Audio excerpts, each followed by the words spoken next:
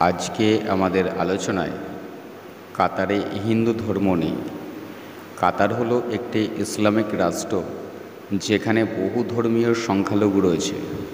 যেমন পারস্য উপসাগরীয় দেশগুলির অধিকাংশই গত ৩০ বছরে অভিবাসনের ঢেউ আছড়ে পড়ে। সরকারি রাষ্ট্রধর্ম হল সুন্নি ইসলাম। সম্প্রদায়টি সুন্নি এবং শিয়া মুসলিম, খ্রিস্টান, হিন্দু, বৌদ্ধ ও বাহাইদের ছোট দল নিয়ে গঠিত।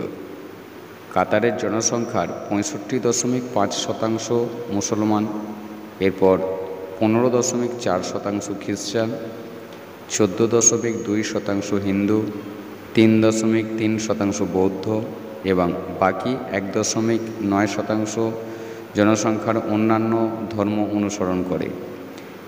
কাতার ছাড়াও মধ্যপ্রাচ্য এবং এশিয়া থেকে আসা অন্যান্য অনেক হিন্দু ধর্মের আবাসস্থল। দেশটি অনেক আন্তঃধর্মীয় সংলাপ ও সম্মেলনের আয়োজন করে। কাতারে 14.2% হিন্দু। দেশটিতে আনুমানিক 4,22,118 জন হিন্দু রয়েছে।